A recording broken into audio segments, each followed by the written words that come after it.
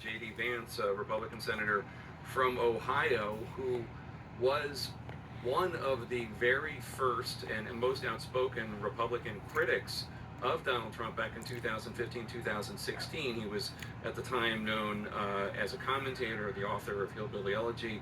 I think we have a mashup of some of the things that J.D. Vance, you see J.D. Vance there earlier today with the guy at the top of the ticket, Donald Trump.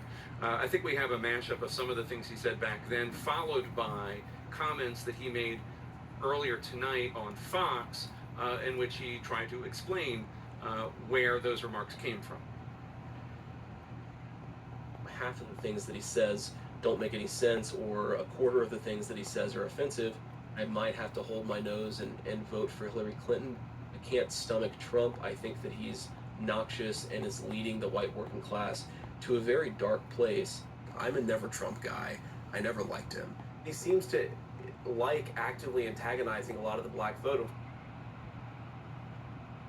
I don't hide from that. I was certainly skeptical of Donald Trump in 2016, but President Trump was a great president, and he changed my mind. I bought into the media's lies and distortions. I bought into this idea that somehow he was going to be so different, a terrible threat to democracy. It was a joke.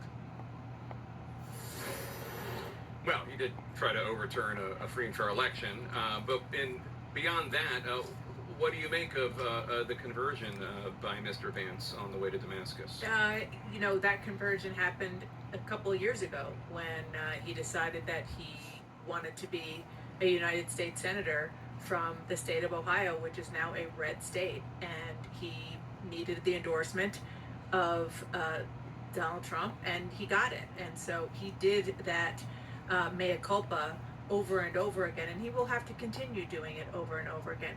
He wasn't getting information from the media. He was getting information from the then candidate in 2016 and then the president starting in 2017.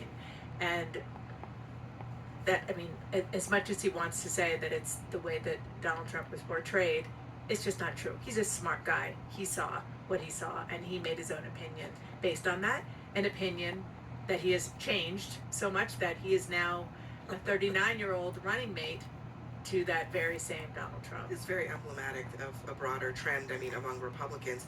It's something strange with Donald Trump where he has such fervor that he gets from the base of the Republican Party that it's almost impossible to succeed in Republican politics. This has been true since 2016 without being somewhat aligned with Trump. And yet, Trump also has a lot of political liabilities that make him a complicated and even toxic figure in the broader electorate. But for J.D. Vance, as Dana said, the paradigm was very simple. If he wanted to be elected, he had to be aligned with Trump. And the thing that probably changed his mind was that Trump's hold on the base kept getting stronger. Not so much that Trump did anything different or said anything different as president. He acted as president the way that he ran as a candidate, and nothing really changed. The only thing that changed was that Republican base voters said, this is our guy, and anybody who wanted to be associated with the Republican Party needed to get in line. David Urban? Yeah, look, this is the problem when you're running a primary, when you have a record, when you go on television, you speak your mind, and it ends up coming back to bite you in the ass, right? This is what we're seeing here. It is amazing that he said those things. They're pretty strong. Shame on him for speaking his mind. What are we going to do about that? Strong statement against his current running mate right now. He's going to have to explain him away a little bit more. I think that the Dana points out, J.D. Vance is a Yale-educated lawyer, very smart guy. And so, look, you can have a conversion. You can change your mind about someone's performance and how they've done the job and how they perform in the job. But he's going to need to have a little bit better explanation of how he was so vehemently opposed to somebody, and then now he's on the ticket. But can I say one thing with this? One thing. I want to go to Daniel Dale right now.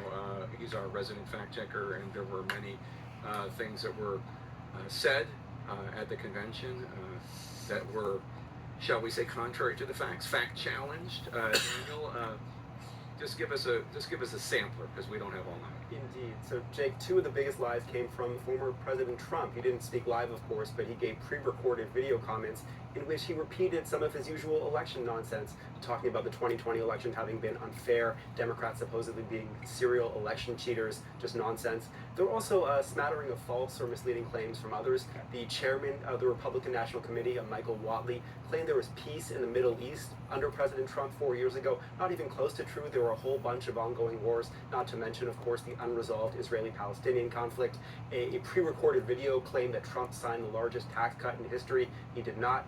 Other pre-recorded videos talked about inflation being at a 40-year high, didn't explain that that high was actually hit 2 full years ago, June 2022, that inflation today is about a third of what it was then. Same with gas prices. They had a video in which people complained that they have to deal with a national average of more than $5 per gallon. Didn't explain that that was the June 2022 average. It's now way down from that as well. I also want to fact check a claim from Georgia Congresswoman Marjorie Taylor Greene as she was talking about the Biden-era economy. Take a listen. They claim that our economy is thriving, yet hundreds of thousands of American-born workers lost their jobs these past few years. This claim is misleading at best, and I think I'm being generous. The data actually shows there's been major job growth for American-born workers under President Biden. 4.7 million more American-born workers had jobs in June 2024, last month, than 3 years prior. Now, I said misleading rather than false because, sure, it's possible hundreds of thousands of particular American-born workers lost their jobs under President Biden, but Green certainly created the impression, I think, Jake, that American-born workers on the whole have lost jobs during this presidency, and that's just wrong. This group has gained big on the whole. Jake? All right, Daniel Dale, thanks so much. All right, when we were talking, I was just going to say about Senator Vance, I think everyone's reckoned with the fact that he said very critical things about Trump, raised the question if he was a Hitler-like figure and what that looks like. One thing that stood out to me is, whenever you're getting a job, you always wonder, well, why is the job open? Who had it last? And why are they no longer in it? Obviously, Mike Pence is not here tonight for a reason. And to look at, why that was, when I spoke to Senator J.D. Vance a few months ago, I asked him, he was very clearly in the running to be Donald Trump's vice president. I asked him if it gave him any pause how Trump treated Mike Pence, someone who was a very loyal lieutenant of his, navigated him very well during those 4 years that they served together. Obviously, Donald Trump, as we've seen with other members of his cabinet, is not always easy to work with or doesn't always get along with people that he has picked and put in those positions. And J.D. Vance's response was actually not, that it gave him any concern. He actually said that he didn't believe, he was skeptical of Pence when he claimed that his life was at risk on January 6th. And it just kind of puts into perspective also the caliber of people that Trump was considering, not just their resume and what they've done on the Hill, but also what they would do in a situation like that. That is really the number one issue to Donald Trump. We've been talking a lot tonight about what J.D. Vance does for the ticket. I think maybe the better question is, why did Donald Trump pick him? And I think that goes directly to what you were just talking about, Caitlin. And that is the fact that this probably is more a governing pick than it was a campaigning pick. And he's thinking less about who's going to put him over the top. I think Donald Trump thinks I'm going to win this election on my own, but I got to live with somebody for 4 years. And if there's one thing, when you think of Mike Pence and how he just kind of checked anything he believed in at the door, and for 4 years did Donald Trump's bidding, and then of course on January 6, 2021 did not, I think that was the unforgivable sin.